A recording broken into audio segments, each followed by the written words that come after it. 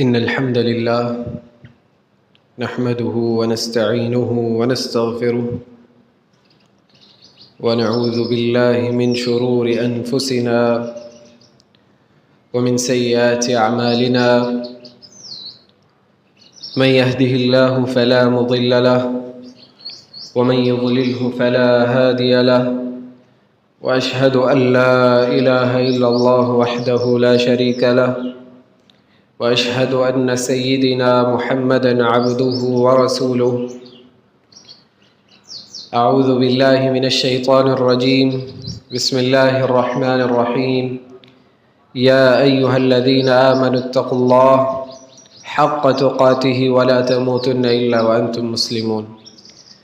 يا أيها الناس اتقوا ربكم الذي خلقكم من نفس واحدة وخلق منها زوجها وبث منهما رجالا كثيرا ونساء واتقوا الله الذي تساءلون به والأرحام إن الله كان عليكم رقيبا.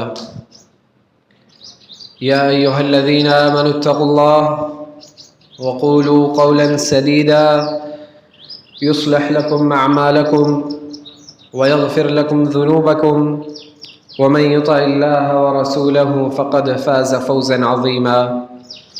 أما بعد فإن خير الحديث كتاب الله وخير الهدي هدي محمد صلى الله عليه وسلم وشر الأمور محدثاتها وكل محدثة بدعة وكل بدعة ضلالة وكل ضلالة في النار. فأعوذ بالله السميع العليم من الشيطان الرجيم.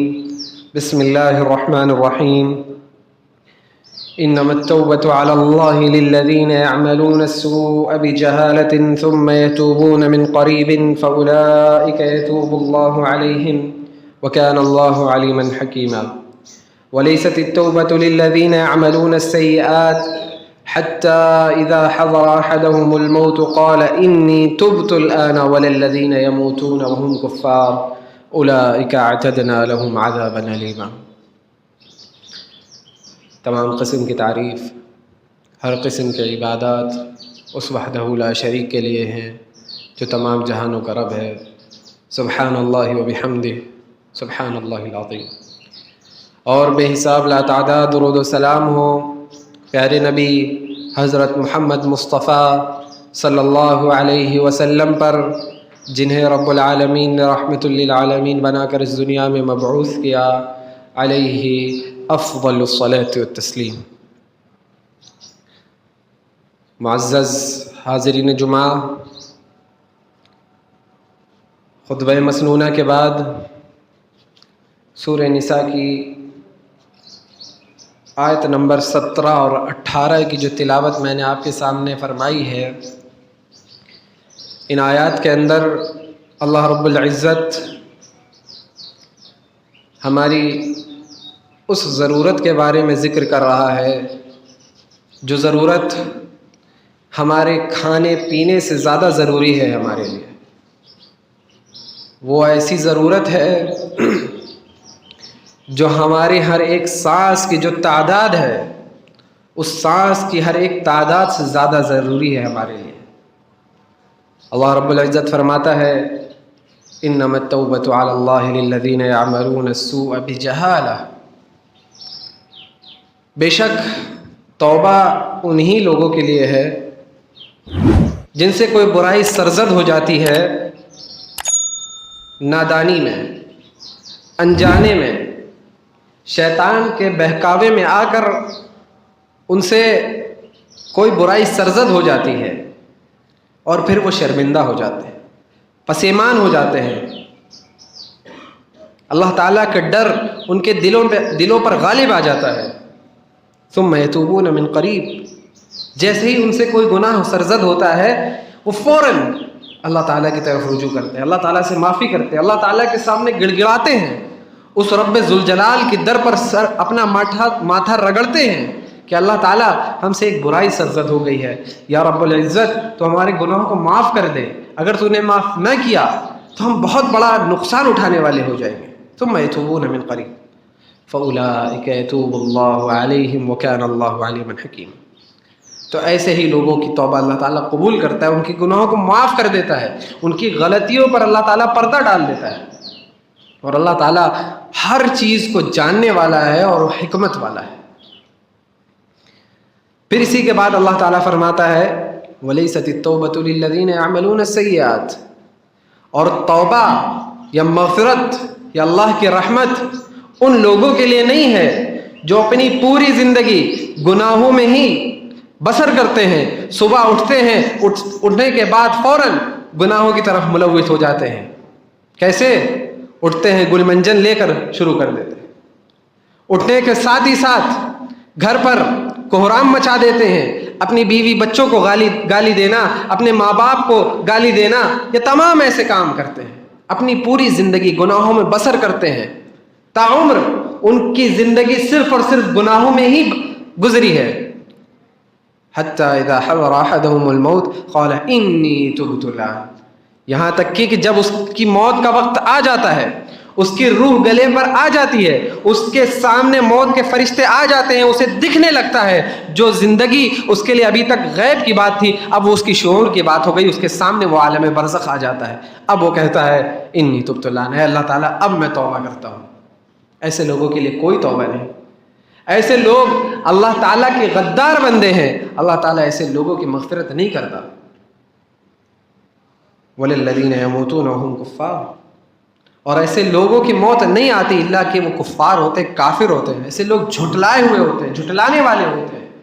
یہ ان کی موت گرچہ ان کے ماں باپ، دادا دادی، پر دادا تک کے مسلمان تھے، اللہ کے نیک بندوں میں شمار ہوتے تھے، یہاں تک کہ ایسے لوگ جن کے باپ نبی گزرے ہیں اور وہ لوگ اپنی زندگی گناہوں میں کرتے تھے اور وہ یہ سوچ کر گزرے کہ میرا باپ نبی ہے، میری تو مغفرت پکی ہے، تو ایسے بھی لوگ اللہ تعالیٰ ایسے بھی لوگوں کی مغفرت نہیں کرتا۔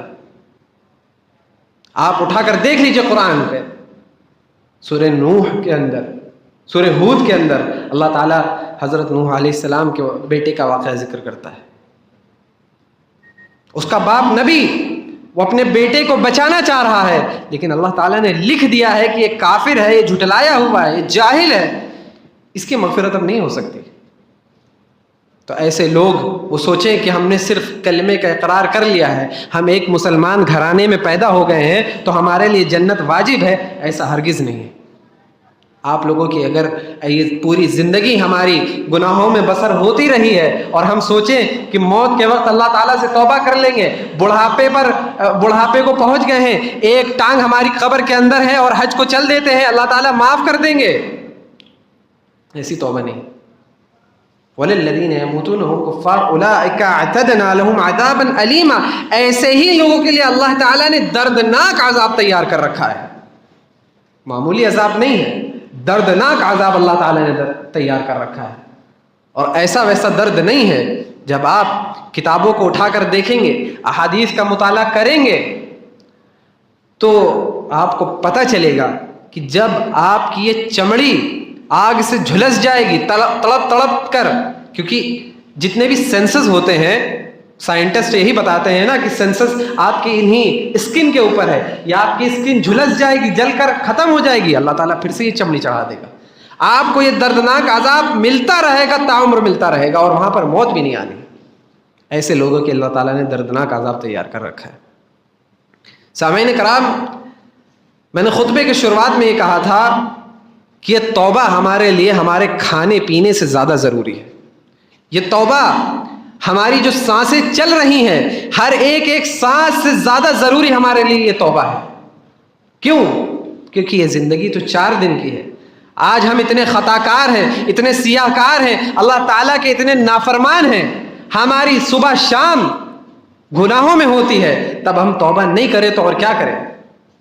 اللہ تعالیٰ نے کہا ہے کہ توبہ ہے تمہارے لیے، ان اللہ لا يقبل توبۃ العبد ما لم يغرغر، اللہ تعالیٰ اس بندے کی توبہ اس وقت تک قبول کرتا ہے جب تک کہ وہ غرغرے کے عالم میں نہیں جاتا، جب اس کی روح نکلنے والی ہوتی ہے، غرغر کی آواز آتی ہے، حلق میں اٹک جاتی ہے جان، تب تک اللہ تعالیٰ، اس سے پہلے تک اللہ تعالیٰ آپ کی توبہ قبول کرے گا۔ آپ نے گناہ کیے، کوئی بات نہیں، شرمندگی کا اظہار کریے، پشیمانی کا اظہار کریے، آپ اس پر شرمندہ ہوئیے، اللہ تعالیٰ کے سامنے گڑ گڑائیے، اللہ تعالیٰ کے سامنے روئیے، آنسو بہائیے، اللہ تعالیٰ آپ کے گناہوں کو معاف کر دے گا۔ حدیث کے اندر اللہ کے نبی صلی اللہ علیہ وسلم فرماتے ہیں ان اللہ یبسط یدہ باللیل لیتوب مسیء النہار ویبسط یدہ بالنہار لیتوب مسیء اللیل حتی تطلع الشمس من مغربها، کہ اللہ تعالیٰ ہر روز اپنے ہاتھوں کو پھیلاتا ہے رات کے وقت، تاکہ جس نے دن بھر میں جو گناہ کیے ہیں وہ رات کے وقت اللہ تعالیٰ سے توبہ کر لے تو اللہ تعالیٰ اسے معاف کر دے۔ اللہ تعالیٰ دن کے وقت اپنے ہاتھوں کو پھیلاتا ہے، کس لیے؟ تاکہ جو رات میں جس نے گناہ کیے ہیں اس کی گناہوں کو اللہ تعالیٰ معاف کر لے، وہ توبہ کر لے دن میں، جو رات میں اس سے گناہ ہوئے وہ دن میں توبہ کر لے، یا جس سے دن میں گناہ ہوئے وہ رات میں توبہ کر لے۔ اس لیے اللہ تعالیٰ ہر روز اپنے ہاتھوں کو پھیلاتا ہے، یہاں تک کہ یہ جو سورج ہے جو مشرق سے آج نکل رہا ہے، کل جب مغرب سے نکل جائے گا تب یہ توبہ یہ مہلت آپ کو نہیں ملے گی۔ تب یہ اللہ تعالیٰ جو اپنے ہاتھوں کو پھیلائے ہوئے ہیں اپنی رحمت کو بانٹنے کے لیے، اپنے مغفرت کو بانٹنے کے لیے اپنے ہاتھوں کو پھیلائے ہوئے ہیں، یہ ہاتھ اس وقت نہیں پھیلائے گا اللہ تعالیٰ، یہ رحمت اپنی نہیں بانٹے گا جب یہ سورج مغرب سے نکل آئے گا۔ ابھی آپ کے پاس وقت ہے، جب تک یہ سورج مشرق سے نکل رہا ہے مغرب میں غروب ہو رہا ہے، جس دن سے یہ اسی جہاں سے یہ غروب ہو رہا ہے یہ سورج مغرب سے ہی جس دن یہ نکل گیا اس وقت آپ کے پاس کوئی مہلت نہیں رہے گی۔ آپ کے پاس ابھی اللہ تعالیٰ نے مہلت دی ہے، آپ سے گناہ ہو جاتے ہیں، آپ توبہ کرتے ہیں، کوئی بات نہیں۔ اللہ تعالیٰ کہتا ہے قُلْ يَا عِبَادِيَ الَّذِينَ أَسْرَفُوا عَلَىٰ أَنفُسِهِمْ، اے نبی آپ کہہ دیجئے ان لوگوں سے جو اپنی نفسوں پر اپنی جانوں پر ظلم کرے بیٹھے ہیں، حد سے تجاوز کرے بیٹھے ہیں، گناہوں میں لت پت ہو چکے ہیں، لا تقنطوا من رحمت اللہ، اللہ کی رحمت سے مایوس نہ ہو۔ تم سے گناہ ہو گئے کوئی بات نہیں، تم اللہ کے سامنے جاؤ تو، گڑ گڑاؤ تو، اللہ تعالیٰ سے اس کی مغفرت مانگو تو اللہ تعالیٰ ضرور دے گا۔ لا تقنطوا من رحمت اللہ ان اللہ یغفر الذنوب جميعا، اللہ تعالیٰ ہر ایک گناہ کو معاف کر دے گا، تمام گناہوں کو معاف کر دے گا۔ اللہ تعالیٰ تو بہت مہربان ہے، گناہوں کو معاف کرنے والا ہے، گناہوں پر پردہ ڈالنے والا ہے۔ تم مانگو تو، لیکن اگر آپ یہ سوچیں کہ اب آج ہم سے ایک گناہ ہوا، اللہ تعالیٰ سے توبہ کری، پھر ہم سے وہ گناہ ہو گیا، پھر ہم نے اللہ تعالیٰ سے توبہ کری، پھر ہم سے گناہ ہو گیا، اب ہم مایوس ہو گئے، کیا اب اللہ تعالیٰ کہاں معاف کرے گا؟ اللہ تعالیٰ کیسے معاف کرے گا؟ ہم نے عزم کیا تھا، پختہ ارادہ کیا تھا کہ اب یہ گناہ نہیں کریں گے، لیکن ہماری ایسی پھوٹی قسمت، ایسا کمزور انسان ہے کہ اس سے ہو گئی، اس سے دوبارہ یہ گناہ ہو گیا۔ اس نے پختہ ارادہ کیا تھا، اللہ تعالیٰ کے سامنے رو رو کر معافی مانگی تھی، گناہ ایک بار کیا تھا، معافی 1000-100 بار مانگی ہے، لیکن پھر بھی یہ گناہ ہوتا چلا جا رہا ہے۔ پھر بھی اللہ تعالیٰ کیا کہہ رہا ہے؟ لا تقنطوا من رحمت اللہ۔ بخاری اور مسلم کی ایک حدیث ہے، ابو ہریرہ رضی اللہ عنہ اس حدیث کے راوی ہیں، فرماتے ہیں اللہ تبارک و تعالیٰ کہتا ہے اذنب عبدی ذنبا فقال اللہم اغفر لی ذنبی، میرا ایک بندہ گناہ کرتا ہے، گناہ کے بعد کہتا ہے اللہم اغفر لی ذنبی، اللہ جو مجھ سے گناہ ہو گیا اسے معاف کر دے، پسیمان ہوتا ہے، سچی توبہ کرتا ہے، شرمندہ ہے، گڑ گڑا رہا ہے، مجھ سے معافی مانگ رہا ہے کہ اللہ تعالیٰ مجھ سے ایک گناہ ہو گیا ہے، مجھے معاف کر دے۔ ایک بار اس سے ہوا، پھر دوبارہ اس سے وہ گناہ ہو جاتا ہے، پھر کہتا ہے اللہم اغفر لی ذنبی، پھر وہ سچی توبہ کرتا ہے، پھر وہ گڑ گڑاتا ہے، پھر اللہ تعالیٰ اسے معاف کر دیتا ہے۔ کیوں؟ اللہ تعالیٰ کہتا ہے اسے پتا تو ہے کہ اس کا ایک رب ہے جو اس کی اس غلطی پر اس کو سزا دے گا، جس سے وہ ڈر کر معافی مانگ رہا ہے، اس لیے اللہ تعالیٰ ایک بار معاف کرتا ہے، دوسری بار بھی معاف کرتا ہے، تیبارہ اس سے پھر وہی گناہ ہو جاتا ہے، اللہ تعالیٰ سے پھر وہ معافی مانگتا ہے اللہم اغفر لی ذنبی، اللہ تعالیٰ مجھ سے گناہ ہو گیا، اللہ تعالیٰ تو میرے اس گناہ کو معاف کر دے، میں خطا کار ہوں، میں سیاہ کار ہوں، اللہ تعالیٰ میرے گناہوں کو معاف کر دے۔ بار بار وہ اللہ تعالیٰ کے در پر آتا ہے اور اللہ تعالیٰ اسے معاف کرتے ہیں. اللہ تعالیٰ کیا کہتے ہیں؟ کیونکہ میرے اس بندے کو پتہ تو ہے اس کا ایک رب ہے جو اس کا محاسبہ کرے گا, جو اس سے سوال پوچھے گا کہ جب تجھے تیرے رب نے پیدا کیا تھا اس دنیا میں, تجھے یہ احکام و فرامین دے کر بھیجا تھا, تجھے پوری گائیڈ لائنس دے کر بھیجا تھا کہ اپنی زندگی ان گائیڈ لائنس کے مطابق, ان اصول و ضوابط کے مطابق گزارنا, لیکن پھر بھی تو نے غلطی کری ہے, اس لیے وہ توبہ کرتا ہے کہ اللہ تعالیٰ میری پکڑ کرے گا. پھر اللہ تعالیٰ کہتا ہے فَعَلِمَ أَنَّ لَهُ رَبًّا يَغْفِرُ الذُّنُوبَ وَيَأْخُذُ بِالذَّنبِ قَدْ غَفَرْتُ لِعَبْدِي فَلْيَفْعَلْ مَا يَشَاءُ. کہ جب اس بندے کو پتا ہے کہ اس کا رب ایک ہے جو اس کا محاسبہ کرے گا, جو اس کو سزا دے سکتا ہے, جو اس کو پکڑ کر جہنم میں ڈال سکتا ہے, تب اللہ تعالیٰ تبارہ کہتا ہے کہ جا میں نے تجھے معاف کر دیا, اب جو چاہے تو کر. اللہ تعالیٰ تب تک آپ کے گناہوں کو معاف کرتا رہے گا جب تک آپ اس سے سچی توبہ کرتے رہیں گے. اب اس کا مطلب یہ ہرگز نہیں ہے کہ آپ اوپری طور پر توبہ کرتے رہیں, گناہ کرتے رہیں. سچی توبہ نہیں ہے. آپ کو پسیمانی نہیں ہو رہی, آپ کو شرمندگی نہیں ہو رہی, بس آپ نے کہیں یہ حدیث سنی تھی کہ اللہ تعالیٰ معاف کرتا رہتا ہے تو آپ اس پر بس ایسے ہی اب زبانی طور پر گئے اللہ تعالیٰ معاف کر دے, اللہ مجھ سے گناہ ہو گیا. یہ توبہ نہیں ہے. توبۃ نصوحا عسى ربکم ان یکفر عنکم سیئاتکم. اگر تم سچی توبہ کرو گے, سچی توبہ تم جانتے ہو تم نے سچی توبہ کری ہے یا نہیں کری, تم سے بہتر اور کوئی نہیں جان سکتا, تم جانتے ہو, تمہارا رب جانتا ہے. اگر تم نے سچی توبہ کری ہے تم وہ گناہ بار بار کرتے رہو, اللہ تعالیٰ تمہیں معاف کرتا رہے گا, کرتا رہے گا. اور اسی کے ساتھ ساتھ صرف اللہ تعالیٰ معافی نہیں دے گا تمہیں, اللہ تعالیٰ کا خصوصی فضل بھی تمہارے لیے آئے گا. سورہ شورا کے اندر آپ جب پڑھیں گے اللہ تعالیٰ فرماتا ہے وَهُوَ الَّذِي يَقْبَلُ التَّوْبَةَ عَنْ عِبَادِهِ وَيَعْفُو عَنِ السَّيِّئَاتِ وَيَعْلَمُ مَا تَفْعَلُونَ. وہی وہ ذات ہے جو اپنے بندوں کی توبہ کو قبول کرتا ہے, وَيَعْفُو عَنِ السَّيِّئَاتِ, اور اس کے گناہوں کو معاف کر دیتا ہے, اس کی غلطیوں کو درگزر فرما دیتا ہے, وَيَعْلَمُ مَا تَفْعَلُونَ, اور وہ جانتا ہے تم کیا کر رہے ہو. اس کا کہنے کا مطلب یہی ہے کہ اگر تم سچی توبہ کر رہے ہو تو بھی وہ جان رہا ہے, اگر تم اوپر صرف زبان سے توبہ کر رہے ہو تو بھی وہ جانتا ہے. اگر تمہیں اس کی توبہ چاہیے تو اپنے دلوں کو کھنگالو اور سوچو کہ کیا تم نے سچی توبہ کری ہے یا نہیں کری. وَيَسْتَجِيبُ الَّذِينَ آمَنُوا وَعَمِلُوا الصَّالِحَاتِ وَيَزِيدُهُم مِّن فَضْلِهِ. اور اللہ تعالیٰ خود کہہ رہا ہے کہ اللہ تعالیٰ ایسی لوگوں کی دعاؤں کو سنتا ہے, ایسے ایمان والوں کی توبہ کو قبول کرتا ہے جو سچی توبہ کرتے ہیں, عمل صالح کرتے ہیں. وَيَزِيدُهُم مِّن فَضْلِهِ, اور وہ اپنے خصوصی فضل سے انہیں زیادتی دیتا ہے. کس چیز میں؟ ان کے درجات کو بلند کرتا ہے. ان کو اس دنیا میں کوئی پریشانی ہے اس پریشانی کو دور کر دیتا ہے. تمہارے کاروبار میں نقصان ہو رہا ہے, تم اللہ تعالیٰ سے مسلسل توبہ کرتے رہتے ہو, تمہارے اس نقصان کو اللہ تعالیٰ ختم کر کے نفع بنا دیتا ہے. وَيَزِيدُهُم مِّن فَضْلِهِ. تم توبہ کرو, گناہ کرو, سچی توبہ کرو, گناہ کرو پھر سچی توبہ کرو, اللہ تعالیٰ کے سامنے گڑ گڑا کر مانگتے رہو توبہ اس کی, اللہ تعالیٰ تمہیں معاف بھی کرے گا, اپنے فضل سے زیادتی بھی دے گا. اور کیا چاہیے تمہیں؟ وَيَزِيدُهُم مِّن فَضْلِهِ. اور یہاں تک کہ اللہ تعالیٰ سورہ فرقان کے اندر کہتا ہے کہ جو لوگ گناہ کرتے ہیں جب وہ توبہ کرتے ہیں اللہ تعالیٰ کیا کرتا ہے؟ اللہ تعالیٰ ان گناہوں کو إِلَّا الَّذِينَ آمَنُوا وَعَمِلُوا الصَّالِحَاتِ, اللہ تعالیٰ سورہ فرقان کے اندر آخری صفحے میں اللہ تعالیٰ کہتا ہے کہ جو لوگ توبہ کرتے ہیں اس کے بعد اللہ تعالیٰ ان کے گناہوں کو معاف کرتا ہے, پھر وہ لوگ ایمان لے آتے ہیں, پھر وہ عمل صالح کرتے ہیں. اب ان عمل صالح کے نتیجے میں جو اس کے گناہ تھے وہ تمام کے تمام حسنات سے بدل دیے جاتے ہیں.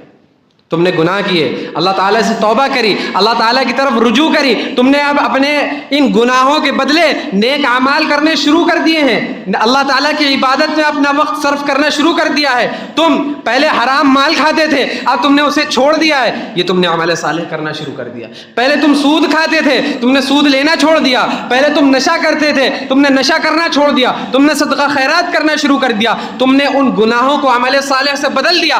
اب جو تمہارے پچھلے گناہ تھے اللہ تعالیٰ نے ان کو معاف کیا, اللہ تعالیٰ نے ان کو مٹا دیا, اور ان کے بدلے میں تمہیں اللہ تعالیٰ نے نیک اعمال دے دی, نیکی دی دی. نبی اکرم صلی اللہ علیہ وسلم ایک حدیث کے اندر بیان کرتے ہیں, غالباً صحیح مسلم کی حدیث ہے, کہ یوم محشر کے وقت اللہ تعالیٰ کے سامنے ایک شخص آئے گا، اس کے سامنے اس کے صغیرہ گناہوں کا رجسٹر کھولا جائے گا، اور اللہ تعالیٰ اس بندے سے پوچھے گا یہ دیکھو یہ گناہ تم ہی نے تو کیا تھا، یہ گناہ تم نے کیا تھا، یہ والا بھی گناہ تم نے کیا تھا۔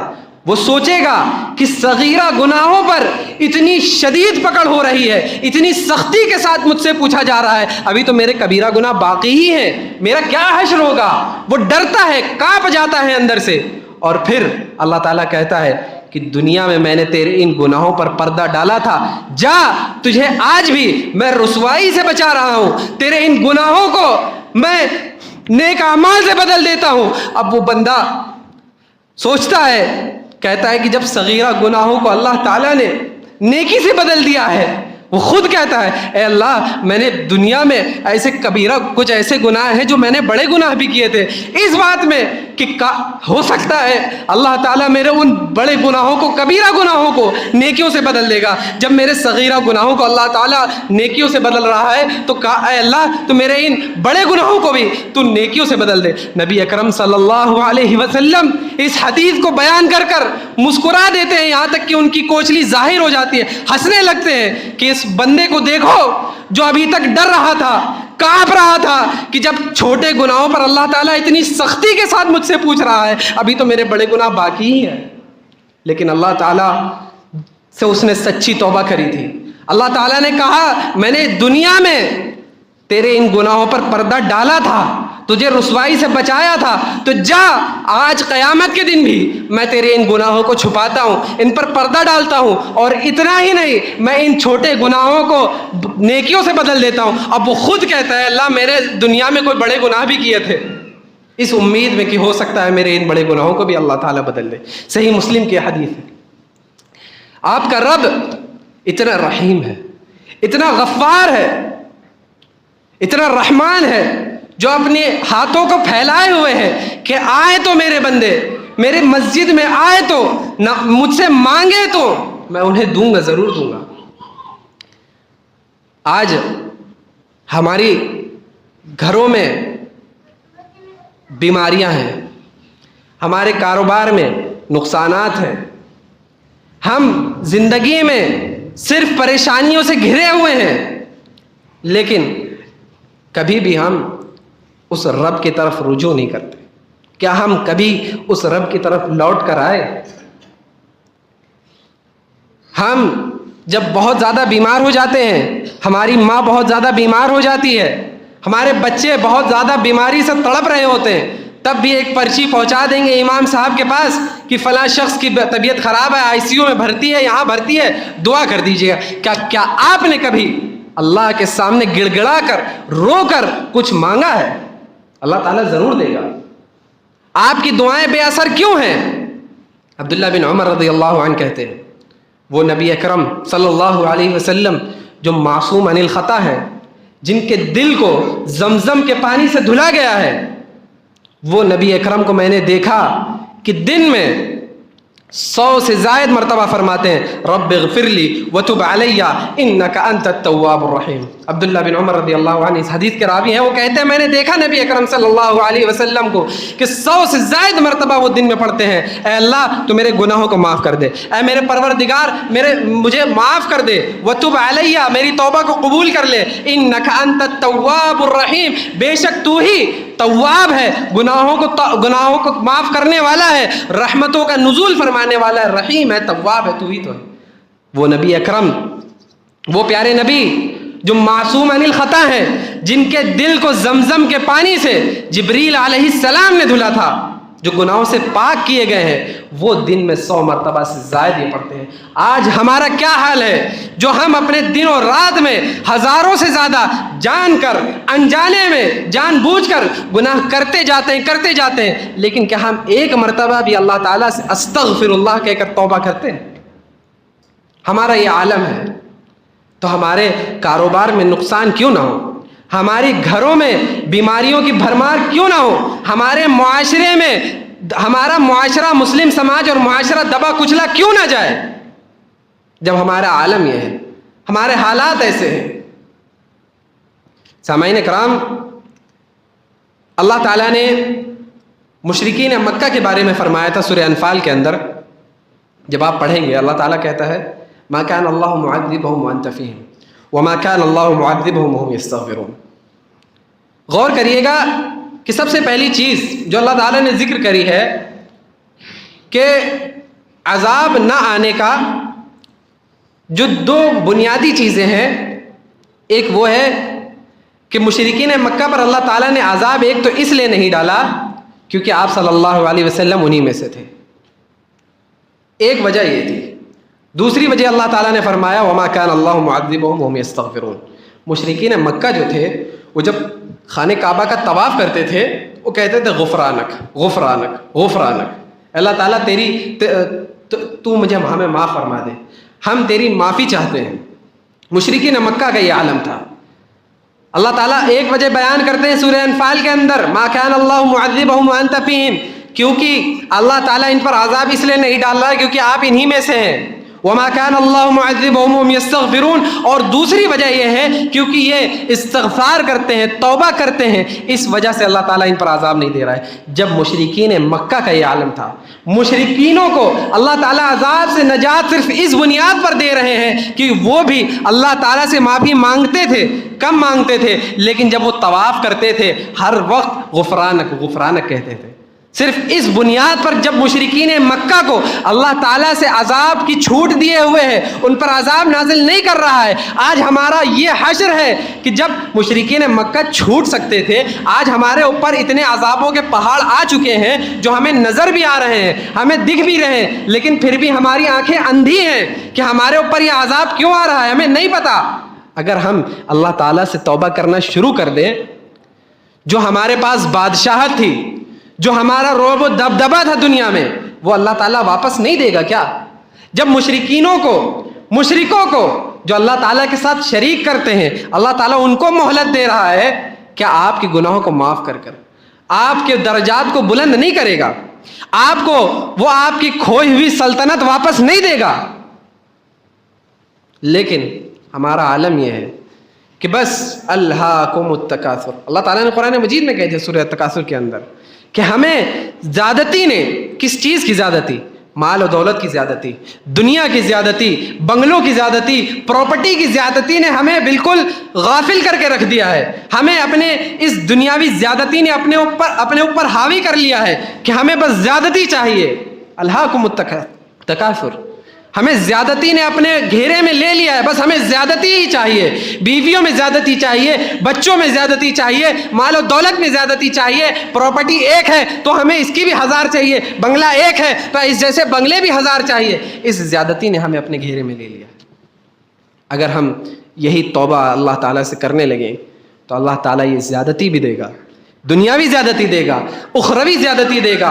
اور اللہ تعالیٰ سے جو اللہ تعالیٰ نے جو آپ کی سلطنت چھین لی ہے, جو آپ کا جاہ و جلال ختم کر دیا ہے لوگوں کے دلوں سے, وہ واپس دے گا, ضرور دے گا. سامعین کرام, ایک اور چیز ذکر کر کر میں اپنی بات کو ختم کروں گا. سورہ اعراف کے آخر میں اللہ تعالیٰ کہتا ہے ان الذین اتقوا اذا مسهم طائف من الشیطان تذکروا فاذا هم مبصرون. غور کریے گا اس آیت کے اندر اللہ کہہ رہا ہے ان الذین اتقوا, وہ لوگ جو اللہ تعالیٰ کا تقوی اختیار کرتے ہیں, اللہ تعالیٰ سے ڈرتے ہیں. اذا مسهم طائف من الشیطان, جب انہیں شیطان کی کوئی جماعت چھو لیتی ہے, یہ شیطان ان کے پیچھے لگ جاتا ہے, انہیں شیطان بہکا دیتا ہے, تذکروا, فوراً اللہ تعالیٰ کو یاد کرتے ہیں. کیا مطلب ہوا؟ مطلب یہ ہوا کہ جو بہت دیندار بندے بھی ہوتے ہیں, اللہ تعالیٰ کے مقرب بندے بھی ہوتے ہیں, ان سے بھی گناہ ہو جاتا ہے, ان سے بھی گناہ ہو جاتے ہیں. آپ دیکھتے ہیں ایک مسجد کا امام ہے, ایک فلانا شخص ہے جو ممبر پر کھڑے ہو کر بیان کرتا ہے, خطبے دیتا ہے, تقریریں کرتا ہے, کیا وہ معصوم عن الخطا ہے؟ نہیں. اللہ تعالیٰ کہہ رہا ہے گناہ ان سے بھی ہوتا ہے. تذکروا, جب ان کو شیطان بہکا دیتا ہے تو وہ کیا کرتے ہیں؟ فوراً اللہ تعالیٰ کو یاد کرتے ہیں. ان سے گناہ ہوتا ہے فوراً اللہ تعالیٰ کو یاد کرتے. تذکروا فاذا هم مبصرون. ان کی آنکھوں پر جو تھوڑی دیر کے لیے پردہ چھا گیا تھا, شیطان نے ان کو بہکا دیا تھا, اب ان کی آنکھیں کھل جاتی ہیں اور اللہ تعالیٰ کو یاد کرنے لگتے ہیں. پتہ یہ چلا کہ گناہ ہر انسان سے ہوتا ہے, ہر بنی آدم خطا کار ہے, خیر الخطائین التوابین، اور سب سے بہترین گنہگار، سب سے بہترین غلطی کرنے والا وہ ہے جو توبہ کرتا ہے۔ غلطی ہم سب سے ہوتی ہے، گناہ ہم سب سے ہوتے ہیں، چھوٹے بڑے ہر طریقے کے ہوتے ہیں، جانے انجانے میں، جان بوجھ کر، انجانے میں، تمام قسم کے گناہ ہم سے ہو جاتے ہیں۔ لیکن تذکرو، اپنے رب کو یاد کرو، اپنے رب کی طرف رجوع کرو۔ یہ تمام چیزیں جو ابھی میں نے آپ کے سامنے بیان کری ہیں، اگر آپ اپنے رب کی طرف رجوع کریں گے، اپنے رب کی رحمت سے مایوس نہیں ہوں گے، اپنے رب کے سامنے گڑ گڑائیں گے، پشیمانی کا اظہار کریں گے، اپنے دل کی گہرائیوں سے توبہ کریں گے، سچی توبہ کریں گے، پختہ ارادہ کر کے توبہ کریں گے، اللہ تعالیٰ آپ کی توبہ کو قبول کرے گا، اللہ تعالیٰ آپ کے گناہوں کو معاف کرے گا، اللہ تعالیٰ آپ کے درجات کو بلند کرے گا، اللہ تعالیٰ آپ کے گناہوں کو نیکیوں سے بھی بدل دے گا، تمام کی تمام فضیلتیں آپ کے لیے آ جائیں گی۔ لیکن استغفار، اس کے ساتھ ساتھ استقامت۔ استغفار ایسا نہیں ہونا چاہیے کہ ہم نے گناہ کیا، تھوڑی دیر شرمندگی ہوئی، گھنٹے بھر کے بعد، 2 گھنٹے کے بعد وہ شرمندگی بھی ختم، وہ توبہ جو کیا تھا، وہ جو زبانی توبہ کیا تھا، اس کا کوئی اثر باقی نہیں رہ جائے گا۔ تو میرے بھائیوں، اپنے رب کی طرف رجوع کریے، اپنے رب سے سچی توبہ کریے، اپنے رب کے سامنے گڑ گڑائیے، آنسو بہائیے، آپ کا رب آپ کے گناہوں کو معاف کرے گا، آپ کے گناہوں کو معاف کر کر آپ کے درجات بلند کرے گا، آپ کی جو پریشانیاں ہیں اسے بھی ختم کر دے گا۔ میں آپ کو بتاؤں، ایک اور واقعہ بتا کر، وقت ہوا چلا ہے لیکن یہ ایک آخری واقعہ اور بتا دوں۔ حضرت کعب بن مالک، قرآن مجید کے اندر جن کا واقعہ بیان کیا گیا ہے، جنگ تبوک کے موقع پر 3 صحابہ کرام ایسے تھے جو جنگ تبوک پہ جانے سے قاصر ہو گئے تھے۔ اللہ تعالیٰ نے قرآن مجید کے اندر ان کا واقعہ بیان کیا، وَعَلَى الثَّلَاثَةِ الَّذِينَ خُلِّفُوا۔ جب 50 دنوں تک ان سے مسلمان بات نہیں کرتے تھے، ان سے تمام تعلقات ختم کر دیے تھے، لیکن وجہ کیا تھی؟ انہوں نے اپنے تمام چیزیں سچ سچ بتائی تھی کہ یہ جنگ میں کیوں شامل نہ ہو سکے۔ انہوں نے اللہ تعالیٰ سے سچی توبہ کری تھی۔ اللہ تعالیٰ نے کیا کیا؟ یا ایھا الذین آمنوا اتقوا اللہ وکونوا مع الصادقین۔ ان کا پورا واقعہ ذکر کرنے کے بعد قرآن مجید کے اندر اللہ تعالیٰ نے ان کا معاملہ ذکر کرنے کے بعد کیا فرمایا؟ یا ایھا الذین آمنوا اتقوا اللہ، اے لوگوں جو ایمان لائے اور اللہ سے ڈرتے ہو، وکونوا مع الصادقین، اور صادقین کے ساتھ ہو جاؤ، سچے لوگوں کے ساتھ ہو جاؤ۔ یہ اللہ تعالیٰ نے صادقین کا لقب ان 3 لوگوں کو دیا تھا جو 3 لوگ جنگ تبوک سے پیچھے رہ گئے تھے، نہیں جا پائے تھے، منافقین بھی پیچھے رہے تھے، لیکن انہوں نے جھوٹ بول کر بچ گئے تھے، سزا سے بچ گئے تھے، جھوٹ بول کر انہوں نے بہانے کر لیے تھے، لیکن ان لوگوں نے سچ بات کہی تھی، سچی باتیں بتائی تھی کہ ہم کیوں نہیں جا پائے تھے۔ 50 دنوں کے بعد جب یہ آیت کریمہ نازل ہوئی، جب یہ توبہ قبول ہوئی ان کی، نبی اکرم صلی اللہ علیہ وسلم کے پاس یہ آیت نازل ہونے کے بعد حضرت کعب بن مالک رضی اللہ عنہ جاتے ہیں، نبی اکرم صلی اللہ علیہ وسلم فرماتے ہیں، ابشر بخیر یوم مضى علیک منذ ولدت امک، کہ خوش ہو جاؤ اے کعب، کیونکہ آج کا ایسا بہترین دن ہے اور ان تمام دن سے بہتر دن ہے جس دن سے تیری ماں نے تجھے جنا ہے۔ آج کے دن تیری توبہ اللہ تعالیٰ نے قبول کر لیا اور اس کے ساتھ ساتھ تجھے صادق کا لقب بھی دے دیا۔ ان تینوں لوگوں کے لیے اللہ تعالیٰ نے آسمان سے یہ خوشخبری نازل کی تھی۔ اللہ کے نبی صلی اللہ علیہ وسلم کہتے ہیں، ابشر بخیر یوم، خوش ہو جاؤ آج کے دن۔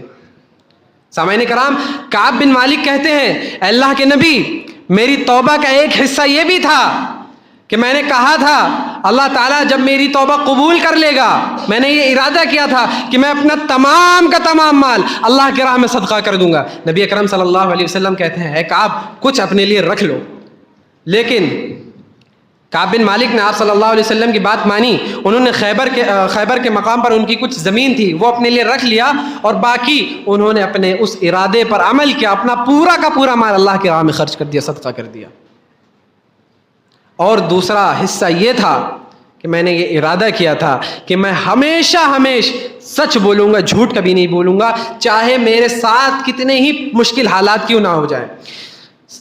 کعب بن مالک رضی اللہ عنہ کہتے ہیں کہ اس ارادے کے بعد سے جو میں نے ارادہ کیا تھا کہ میں ہمیشہ سچ بولوں گا، اللہ تعالیٰ نے میرا ایسا امتحان لیا، میرے سامنے ایسے ایسے حالات آ گئے. بخاری کی حدیث ہے، بخاری اور مسلم کے اندر یہ واقعات آپ کو مل جائیں گے. کعب بن مالک کہتے ہیں کہ میرے سامنے ایسے ایسے حالات آئے کہ جہاں جھوٹ بول کر ہی میں بچ سکتا تھا، لیکن مجھے وہ اپنا ارادہ، وہ پختہ عزم یاد آ گیا، میں نے جھوٹ کبھی نہیں بولا. اللہ تعالیٰ نے مجھے ایسے ایسے حالات میں پھنسایا میرا امتحان لینے کے لیے کہ جہاں پر صرف جھوٹ بولنا ہی وجہ نجات تھی، لیکن میں نے وہاں پر بھی جھوٹ نہیں بولا، سچ بولا. اور یہ حدیث بیان کرنے کے بعد وہ کہتے ہیں کہ آج بھی میں اس وعدے پر، اس ارادے پر قائم ہوں جو میں نے کیا تھا کہ میں آج کے بعد کبھی میں جھوٹ نہیں بولوں گا، ہمیشہ سچ بولوں گا. اللہ تعالیٰ نے ایسے ہی ان کو صادق کا لقب نہیں دے دیا تھا. سامعین کرام، آپ توبہ کریے، اللہ تعالیٰ آپ کو بھی سچا لقب دے گا، اللہ تعالیٰ آپ کو بھی وہ فضیلتیں دے گا. کیا عالم تھا ان لوگوں کا کہ جب وہ صحابہ کرام، وہ سلف صالحین جو اپنی آنکھوں میں امید لے کر صرف آسمان کی طرف دیکھتے تھے، ان کی مدد کے لیے اللہ تعالیٰ فرشتوں کا نزول کر دیتا تھا. کیا وجہ تھی؟ ان کا یہی عمل تھا کہ اللہ کی بات پر من وعن عمل کر دیتے تھے. اللہ کے لیے جو چیز، اگر کسی چیز کا ارادہ کر لیا تو اسے کر گزرتے تھے، چاہے کتنے ہی مشکل حالات کیوں نہ ہو. سامعین کرام، خلاصہ اس پورے خطبے کا یہی ہے کہ استقامت کے ساتھ استغفار کریے، اللہ تعالیٰ سے توبہ کرتے رہیے اور اس پر استقامت اختیار کریے، ڈٹ جائیے. مشکل حالات آئیں گے، آنے دیجئے. اللہ تعالیٰ نے اس دنیا میں جو اتارا ہے اسی امتحان کے لیے اتارا ہے. آپ کے سامنے پریشانیاں بھی آئیں گی، لیکن اگر آپ اس رب سے ملاقات کی امید کرتے ہوئے ان پریشانیوں کو برداشت کر جائیں گے تو اللہ کی قسم اللہ تعالیٰ آپ کو جنت الفردوس عطا کرے گا. اللہ تعالیٰ سے دعا ہے کہ الہ العالمین ہم تمام لوگوں کو کہنے سننے سے زیادہ عمل کرنے کی توفیق عطا فرما.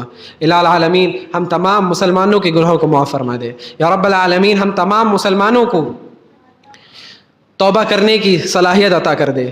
یا رب العالمین ہم تمام مسلمانوں کو اسی طریقے سے جنت الفردوس میں جمع فرما.